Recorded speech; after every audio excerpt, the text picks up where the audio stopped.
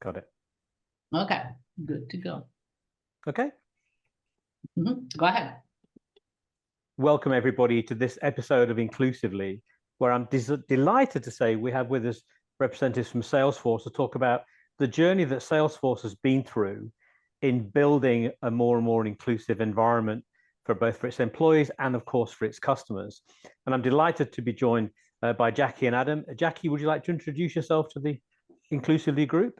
Sure, I'd be happy to. Hi, I'm Jacqui Tolisano. I'm Senior Director of Product Accessibility here at Salesforce. I've been with Salesforce for just over 2 years, but I've been in the accessibility space since 2012, and I'm located in Massachusetts. Nice to be here. Good to have you. And Adam? Yeah, thank you. My name is Adam Rodenbeck, and I am a senior accessibility engineer on our product accessibility and inclusive design team with Jacqui. I've been at Salesforce for just over 7 years now, and prior to working here, my background is in software development, and I'm also blind. Excellent. Well, that's so for once in a room there are 50% blind people. That's very, very good. We can tick off that quotient figure, can't we? So the idea behind Inclusively that Monica and I have been working our way through different organizations and seeing how they deal with it or don't deal with it, and where work is required. What I'd love to do first of all is perhaps Jacqui just to give us a bit of the history and how the inclusion topic has gradually built within the Salesforce organization. Absolutely. So we really kind of want to make sure that our corporate values are baked into everything that we do. And we want to make sure that there's equality and equity in the work that we do. And we want to make sure that the right voices have a say and help inform what we do. So we have an inclusive design director that we work with, and we try and bring users into the work that we do to make sure that their lived experience is something that that provides that feedback in order for us to make changes to our UI. So how that has evolved is through the creation of our team. So our team has had various locations, and Adam can jump in and kind of share more of that historical perspective since he's been here for so long. But the team has kind of had different places or different houses. And what happened to really cement our team in the inclusion aspect is when Paula Goldman, our Executive Vice President over our Office of Ethical and Humane Use, took over accessibility. And we hired an inclusive design director so that we're really, talking the talk and walking the walk and making sure that our products are usable by everyone. So I don't know if Adam wants to jump in and share a little bit of a historical perspective of how our team has evolved over time. Yeah, I think that Jacqui kind of alluded to this, that we had been in a few different places and trying to find what made the most sense for the accessibility team is starting out in user experience and now moving into what we call the product side of things, where there's a little more emphasis on how things are built and using UX and engineering as the tools then to make that happen. So now that we are directly under the Office of Ethical and Humane Use, we're solidly in that product organization. And I think that has given us a lot more connection to the people then that are in control of what's being built and when. And is it fair to say that the topic of accessibility inclusion sort of permeates throughout the senior management? Because obviously in the past, accessibility inclusion was sort of a corporate social responsibility issue, so it was in a foundation almost in a separate organization bit.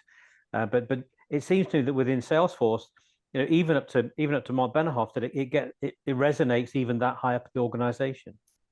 It does. And it's helpful to have that top-down support for accessibility. So a lot of us that have been in the accessibility space for years and years in previous jobs where we've struggled to have it be that bottom-up approach where you have to kind of have that grassroots buy-in and you're, meeting with the teams, but you don't have a lot of that executive support. It really is very different here at Salesforce, where we have from the very top top on down to our executive leadership, and we even have executive sponsors for our programs to make sure that accessibility is prioritized, and it is part of the work that we do every year. And so we have, Paula Goldman, like I mentioned her earlier, she's our executive vice president, so she sits on top of our organization, but we also have a steering committee, and we have executive sponsorship there from different executive vice presidents, and Mark Benioff has accessibility listed within his goals to make sure that our products are usable by as many people as possible. I guess May it I also ask, so let's put the question the other way around, because clearly you want to have the top support from the top to motivate and create the right incentives. But eventually the people that do all the work is the company wide. And so how do you get the buy-in from everybody besides providing, the motivation? Do they have the skills? Do they know, even if they want to, how to enable them?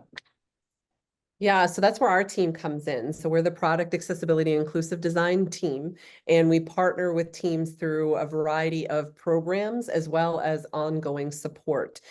So when teams have, an accessibility issue, they can come to us for help to resolve that or validation testing.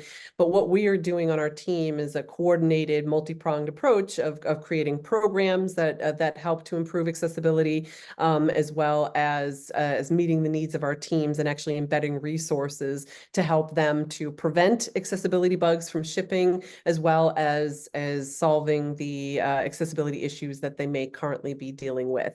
And so, meeting with them and getting them to understand that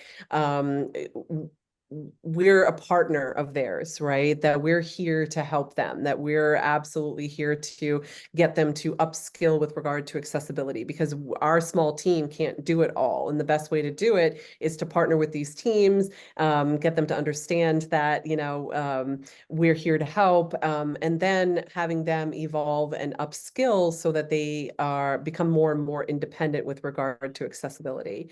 So I don't know, Adam, if you want to share some of your experience working with teams from that capacity. One of the things that I've been working on is working directly with our what we call base components team. So we did a lot of foundational work to ensure that the building blocks of Salesforce are accessible. And our hope then is that as you stitch those different components together, then that will create an accessible experience. And if you know that the blocks themselves are accessible, then the work is a little more to make sure that as we put them together, that's creating the experience that we were looking for. So that ends up being then what people spend their time testing, is whether or not those connections are in the right way, that things ended up in the right places in the DOM so that the tab order and the keyboard support makes sense. And in terms of that testing, obviously, Adam, you and I are in the same boat in terms of using screen readers and the like. In the rest of the team, is the rest of the team have sort of the lived experience of accessibility issues? Because we sort of face an enormous challenge, don't we? The diversity of even vision impaired is enormous, let alone all of the hearing impaired or cognitive issues and stuff like that. So how do you represent all of those options within your team? So we do have multiple assistive technology users on our team, and we also have people with a variety of disabilities as well. Not everyone on the team, considers themselves disabled. So we even have people that have, cognitive disabilities. So I consider myself neurodiverse because I have ADHD and OCD. So I'm more on the cognitive side, but then we have people with physical disabilities, and then we have people who use different assistive technology. And then where we identify any potential gaps, we do encourage user research wherever possible, to make sure that we are getting the right feedback from the right user groups to make sure that our products are accessible. But as part of our more generic global hiring practices, making sure that we hire people with disabilities is something that is important to us, and our team is very, very diverse as a result of those hiring practices. And I would say that So Adam, go ahead. I would say that that diversity on our team is really helpful.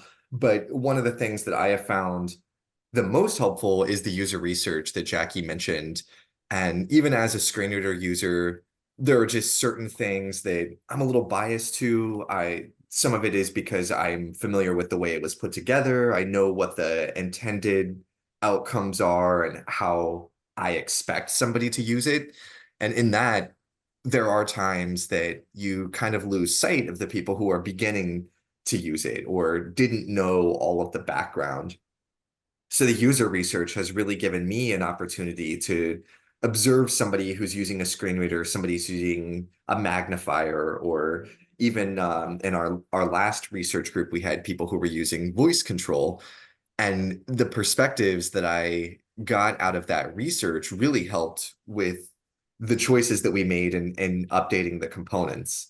There were a couple of times that I was surprised, in fact, to see how a keyboard user might do something that I never anticipated, and that really helped in helping to fix some of the issues that we had. So is this research that is internal to Salesforce, or is like academic or broad research? So we do have internal research teams that we partner with, but our team focuses on, we have a couple of vendor relationships where they provide us with different groups. So depending upon the particular user research that we want to conduct, they'll be able to give us qualified candidates. So we work with Blind IT or BIT and with Mark Hess. He's the one that founded that organization, and we also partner contract with Fable, which is a user research company in Canada, and they provide us with qualified candidates, and they help us to run our different user research campaigns. I think that diversity of the way people use things is, and I guess in today's world, where I'm often jumping onto apps and trying to get things through my smartphone with a screen reader on there, which is totally different experience to the one on a laptop experience. So it is, and actually, I totally endorse what you just said, Adam, because one of my current fears is learning how to use Gen I tools, because people who look at the screen and see all the components on the screen think it may well make logical sense, but actually doing it from just hearing what your screen reader generates is actually really daunting. So, but I'm sure we'll come back to Gen AI later in the conversation. So spreading the word throughout the Salesforce organization is obviously a big part of what you do. How easy has that been, given the number of acquisitions that you have? Because you keep gobbling up all of these different companies to keep building and maintaining the Salesforce momentum. Does that become part of the acquisition process, the merger and acquisition process? So I'm not intimately familiar with how accessibility is baked into the actual acquisition process, but I do know it from once they are acquired and we start building relationships with the existing, accessibility folks, so we have Tableau, we've got MuleSoft, we've got Slack, and obviously a lot of other companies that have been acquired, but the big ones have accessibility teams, and partnering with them and collaborating with them is a great way for us to, create efficiencies. So maybe, Slack has already solved something that we have yet to solve within our applications, and we can, have that conversation with them to improve our accessibility outcomes as a result of work that they already did. So I think that there's more work for us to do there to increase that collaboration, and to help to accelerate accessibility across all of our product line. But it is about building those relationships and working together and seeing how we can, benefit each other from the work that we've done. I think the whole notion of, and I think Adam, you touched upon this, the building blocks and making sure that the main components are accessible, and then building towards the application and the launch, and then testing it on the. I mean, how long a process are we talking about? What sort of, do you have any idea what sort of man effort is required to actually make sure things are accessible for when you have a big launch of a software release? I would say that it kind of happens over multiple releases. One of the things at Salesforce is that we commit to having 3 different releases each year. So in that release life cycle, we're going through and dealing with incoming bugs as people find those and submit cases to our accessibility support team. But also making sure that the things that we're building new are working, and then that those things are fitting in with the new product and the base components that they're using. I think maybe to get a little bit more into what you're asking is that you have many different teams who are working there. And so one team is supporting the building blocks while another team is working on fitting them together and the particular experience, maybe say in Service Cloud. And we tend to have accessibility engineers who then work with those specific product teams who are building out, for example, the Service Cloud experience.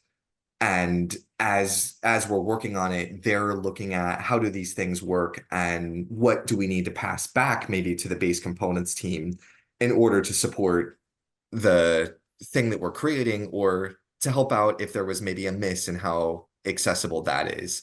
So it is kind of a back and forth between different teams and making sure that this team has left room in their release for accessibility work, and that this team maybe is working on things that we're discovering that maybe we didn't throughout our manual testing. So it is a lot of working pieces, and how people calculate the amount of hours that it takes to do that is something that I'm not familiar with, but we have lots of product management that kind of keeps on track of that and keeps us all tied together. And Jacqui, I guess Adam's described it from the bottom up, from the building blocks up, but do you also look at it from the user interface back? Because I'm assuming, or sorry, the assumption is that the devices, whether it's just an iPhone or a Samsung Android or a laptop, that they have the accessibility tools, either third party or built in. How much would you say accessibility and inclusion has changed the user interface? Because I must confess that back in about 2006, having my first exposure to a Salesforce, and I couldn't use it as a blind person. So because there was so much information on the screen, so many tabs, so many things that it was impossible to use. How does having accessibility as part of the design process impact the ultimate user interface, the ultimate way the product looks to the customer? Yeah, so having executive leadership over on the UX side that's very passionate about accessibility is definitely helpful. So Kat Holmes is our Chief Design Officer, and she's knowledgeable about accessibility and passionate about it. So one of the key challenges is obviously Salesforce is a complex, series of products, right? So we have a complex and layered UI. So, having accessibility be important to our executive leadership and all the things that we're creating for the future is helping us to make things that are ultimately universally more easy to use.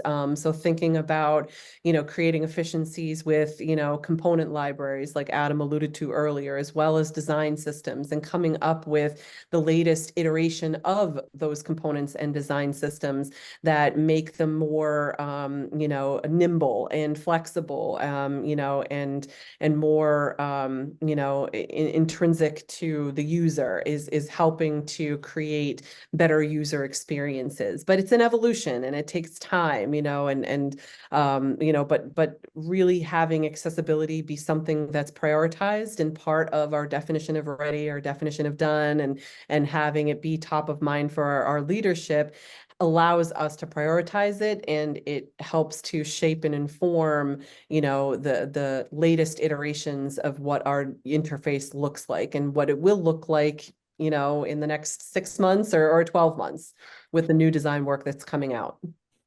And you're making a very important point at the universality of it, which is you try to get the sort of all the sort of cases out there, all the variability out there, and that benefits everybody, even not necessarily in an explicit way, but eventually we all benefit from an easier interface and a better interface.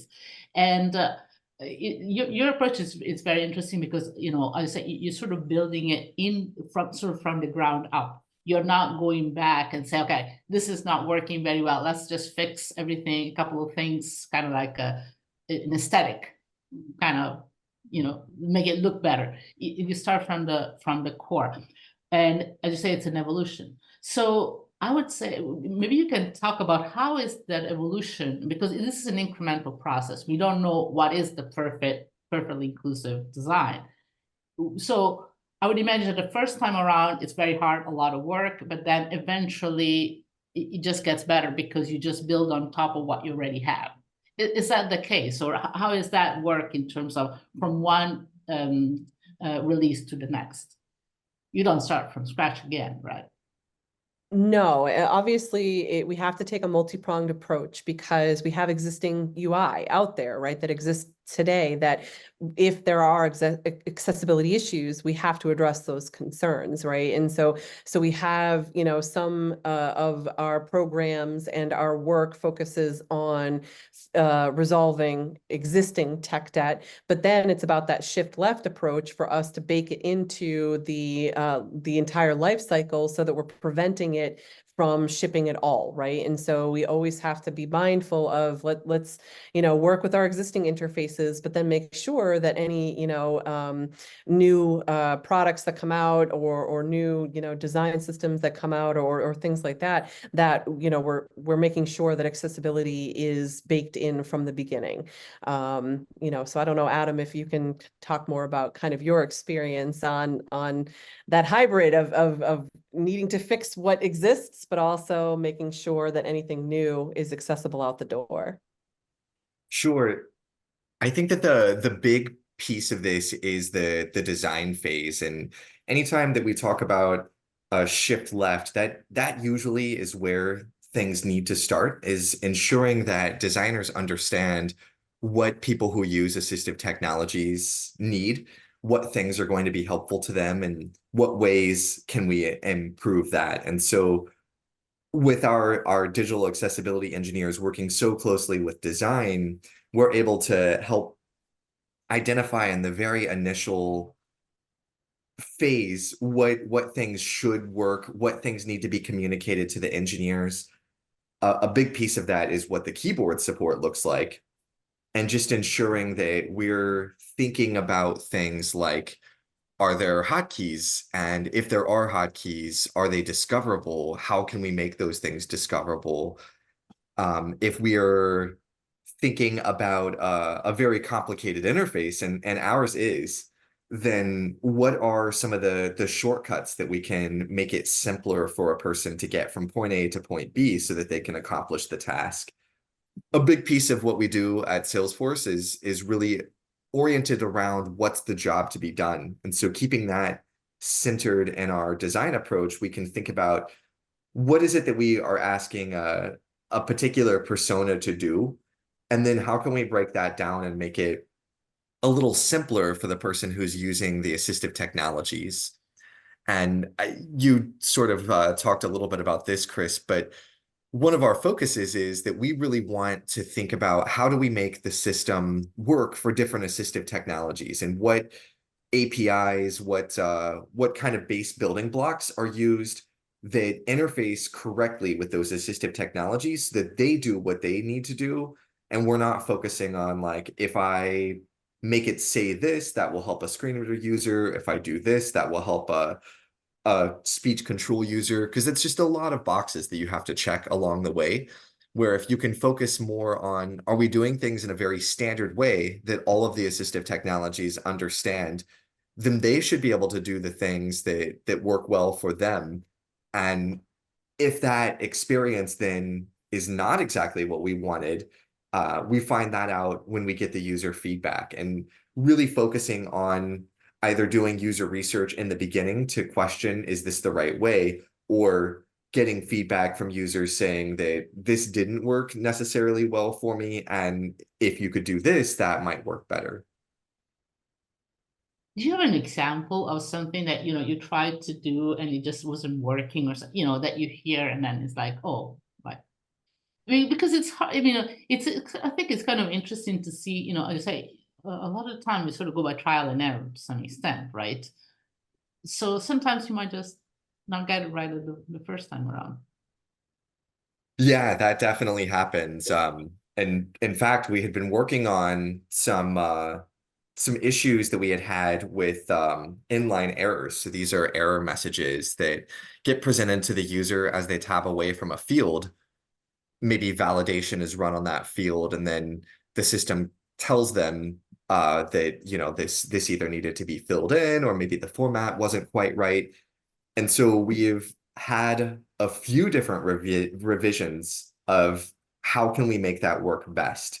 What sort of technology, if that's ARIA Live for a screen reader, and what different ways for the screen reader user do we present that? We did some user testing, got some really good feedback, tried that out, and then got user feedback once that was live that it maybe was not exactly what they wanted. So that's an example of a place where we have asked, we have tried, we've gotten more feedback, we've tried again, and just continue to refine until we hit that sweet spot that seems to work for the majority. And Adam, are you talking there about people within Salesforce testing it, or also getting feedback once it's gone live with customers? Because one of the things I'm fascinated, obviously, with inclusively that we're looking at mainly looks at the telecom industry, and I'm curious if there are any industries that you come across that are particularly good at giving you feedback and saying this is not quite right and can you improve this? So any experience? So is it just internal feedback, or are you getting it all the way back from the customer as well? And any particularly good industries who are good at giving feedback on it? We are getting a lot of feedback from the customers that are coming through our accessibility support team. That's something that we have really developed over the past few years anyway, and it's expanded quite a lot. We had originally been handling that all within our team, and we were getting a few reports back from time to time. I'm not sure if it was that maybe publicizing the fact that we had the accessibility support team helped more people to understand how they could log those type of cases. But we definitely have seen a real increase in the number of cases and the amount of feedback that we are getting from users, and that we are then able to filter into the development process and then get those bugs fixed, depending on what it is.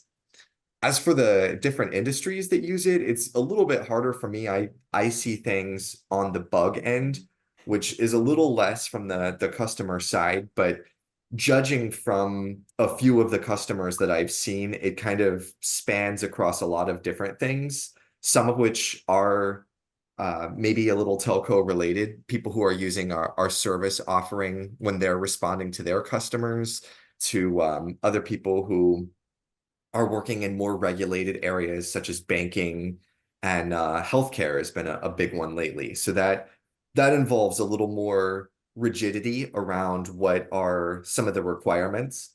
And it really has been great to get that feedback, because it's twofold. It helps us then to find the problems that we may have overlooked, but it also really gives the reinforcement that people are using this and people are either enjoying or finding issues that we then can fix.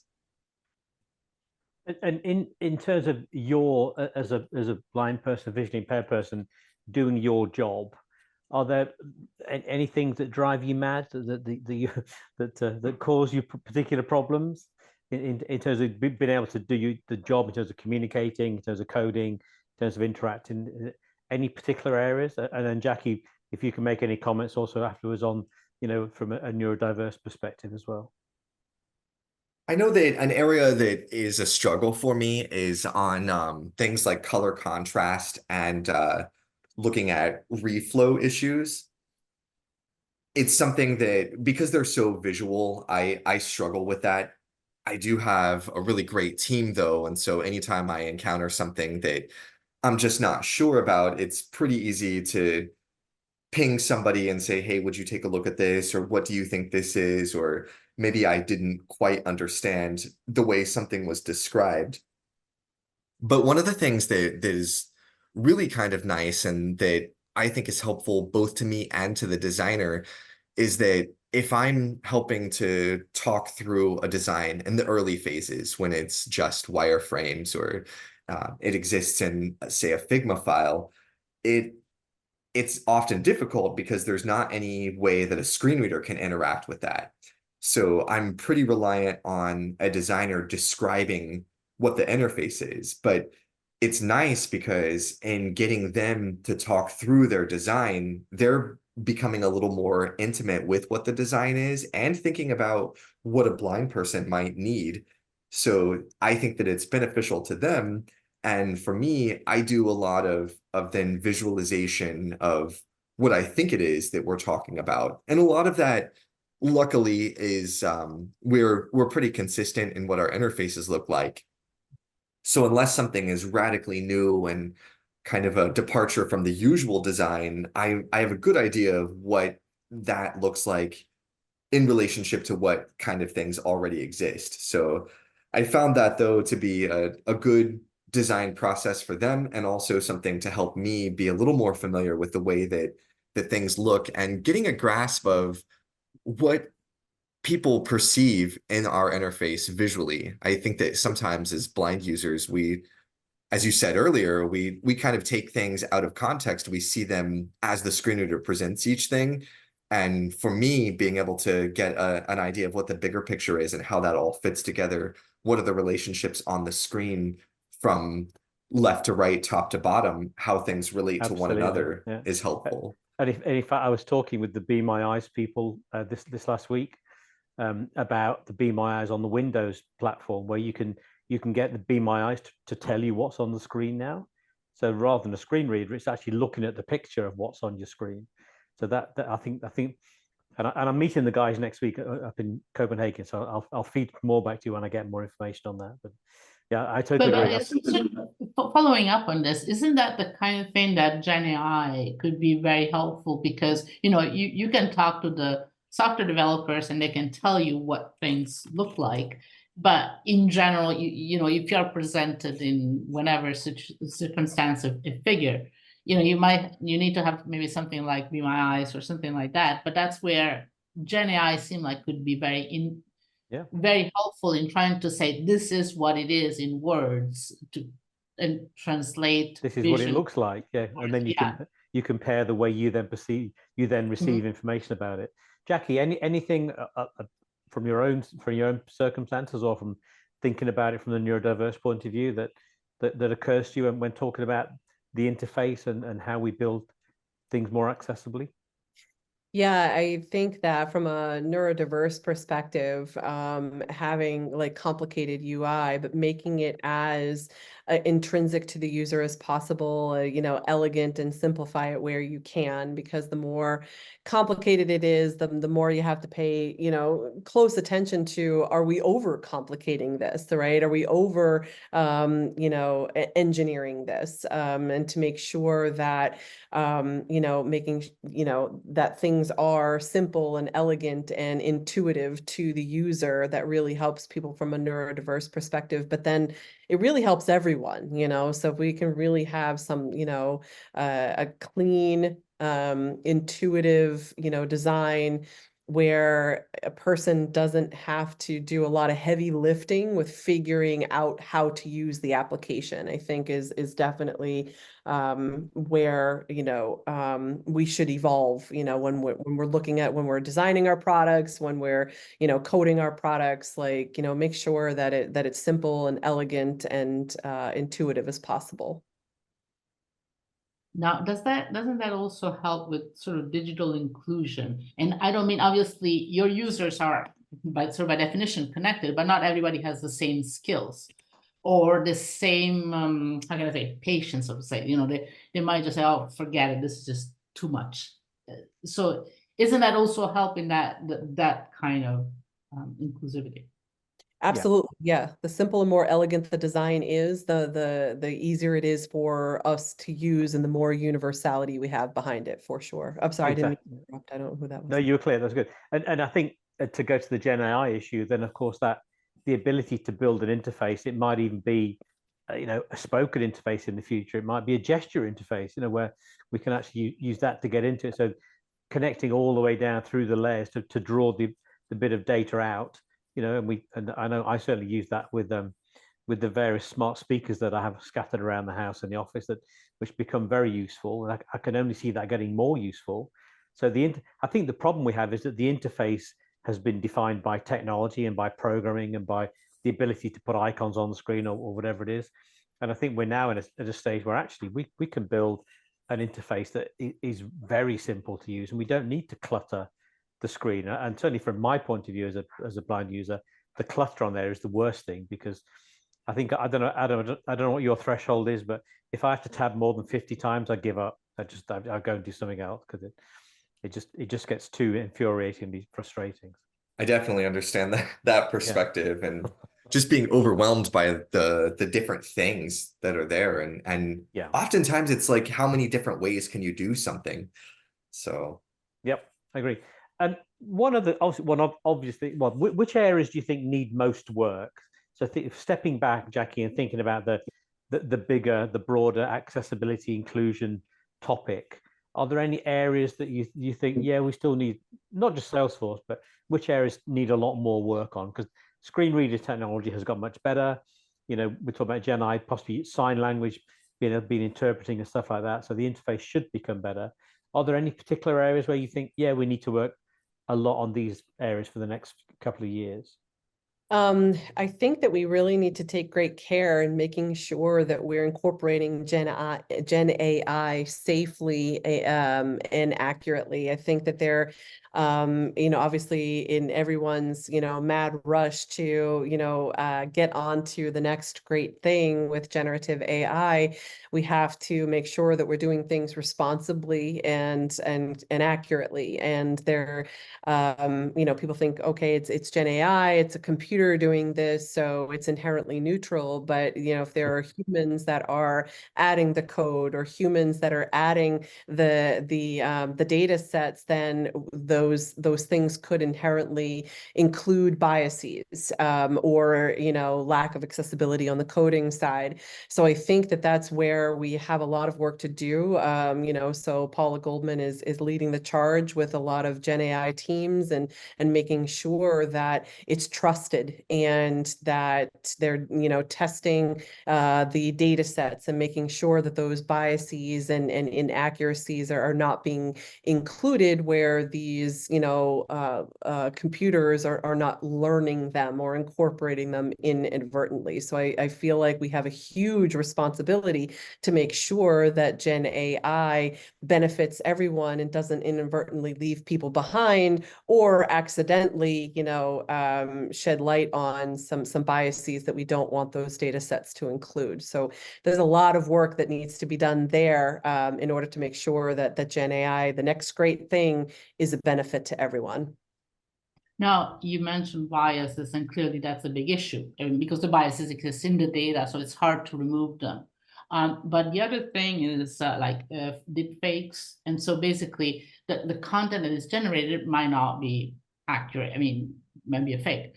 And clearly that's a problem, that's an issue for everybody. But you could imagine that disabled people might be more susceptible, or they might have a harder time to identify fakes.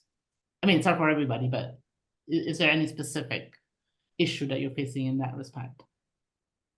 Yeah, I mean, obviously, a person needs to rely on a computer to, compare two images, and then the feedback that they're getting, they need to be able to trust it. It needs to be there needs to be a high degree of accuracy in order for it to be something that benefits a person who is non-visual, for instance. So I do think, I believe, Gen AI can be an unbelievable, equality maker, right? Where people can actually benefit greatly. More people can be, enter into the workforce, for instance, because Gen AI can be a great tool for them to use. But if, the accuracy isn't 97% or greater, obviously giving that small window for inconsistencies. But if it's something that they can only rely on being accurate, 50 or 60% of the time, like that's too large of a gap. And we could inadvertently be creating barriers to access for people with disabilities rather than opening doors for them like Gen AI has the potential to do.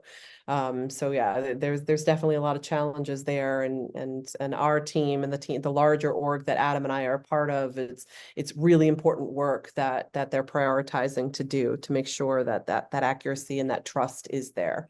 And it's also fair to say that the large language models are the big ones that get talked about all the time.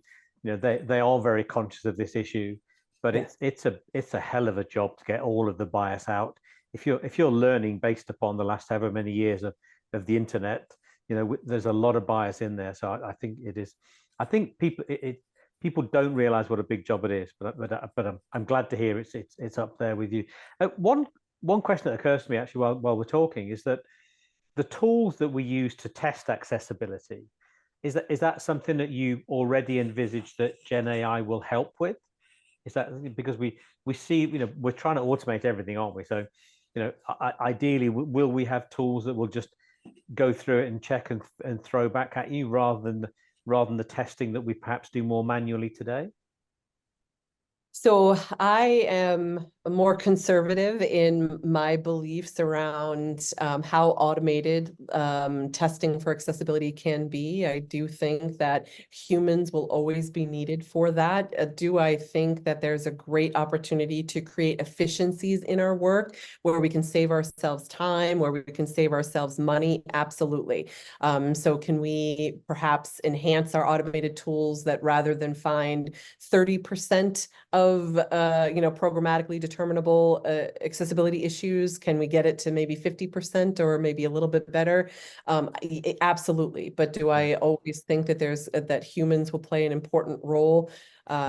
Yes, that's a hill I'm currently willing to die on. We did a session at Barcelona before Mobile World Congress with Monica, and one of the people there was Maria Petrova from Intentful, which is a New York-based startup. And she said in all the Gen AI stuff they're doing, they always have two pairs of eyes on the on a particular cycle. So there's always two people. I did take her to task when she said two pairs of eyes, but because obviously we don't all need to be able to see to do it. But your point is absolutely spot on, that we will never automate everything, and we must make sure we keep that human element on there.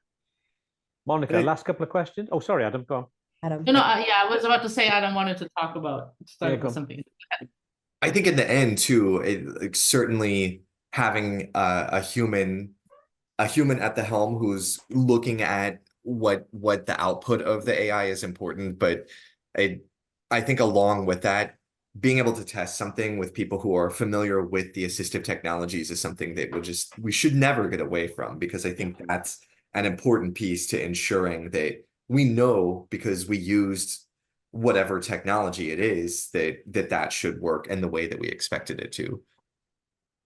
So of course, Adam, what I should have said at the beginning was, you should, if you want to say something and I'm cutting across you, just raise your hand, because my screen reader will tell me you've raised your hand. So as opposed to Monica spotting that you could that you were looking for something. So apologies for that.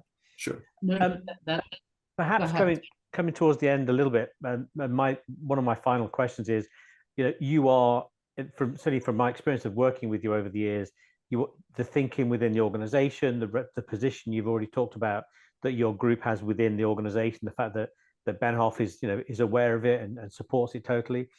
Are there any key lessons that you would pass on to companies who may just be starting this journey? Because I think for many, especially in the telecom industry, it has been a CSR issue. It's not really mainstream, and of course the telcos have then got that extension out to not just the business customers, the B2B like you have, but also that massive swathe of consumers who are even more diverse in their requirements. So any sort of top tips that you'd pass on to the people not so far along the journey as you are? Yeah, from a strategic perspective, definitely getting executive level support and getting an executive to sponsor it, for them to be passionate about it, for them to believe in it, and to, understand that accessibility is going to always need to be something that gets prioritized, because it's iterative, it evolves as technology evolves and changes. And to make sure that you're kind of attacking the problem from multiple angles in order to scale the impact of the work that you're doing, especially the larger and more complicated your organization is, the more multi-pronged your programmatic approach to the work needs to be. But yeah, it's like an understanding that, scale and sustainability and creating those efficiencies, that's where you will probably want to focus. Because impact, you want to make sure everything that you're doing has the biggest impact, across the board as possible. So I don't know, Adam, if you have any technical insight that you'd like to share.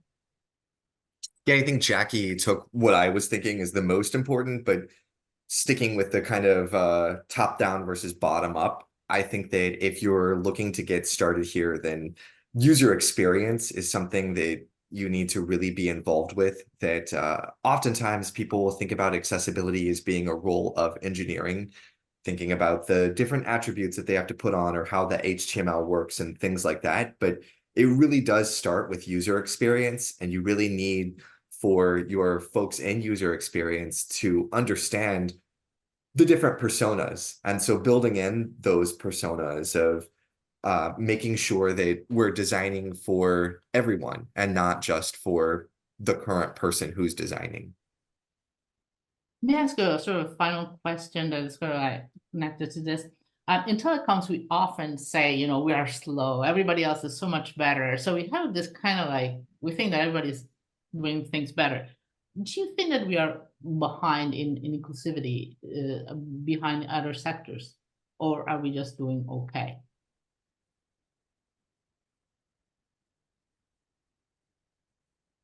Well, Adam, do you have any thoughts as a user of telecom services? We're not asking you to speak on behalf of Salesforce here, but as an individual, do you get good service from your telcos, from your mobile and cable and telecoms providers? And compared to like other things you do in life that do not require connectivity. Yeah, I guess that it does sort of depend. And when I think about things from the end user versus like I think of telco, the first thing that comes to mind is somebody who's working in customer service. And I think that as far as thinking about people with disabilities has come a long way, which is awesome. But I do think that there are some issues when it comes to the end user and getting support with simple things like being able to read your bill and figure out what went into the amount that you're being charged. I've seen that really evolve over the years. It's gotten much, much better, but there's still room for improvement in a lot of places. And a lot of that, I think, probably comes down to legacy systems. So as we see some of these bigger telco providers here in the United States move over to newer websites, then the accessibility seems to improve. It's actually one of the case studies that people put forward all the time of Gen I, of interrogating your bill by asking a simple question. So yeah, I think you're absolutely right.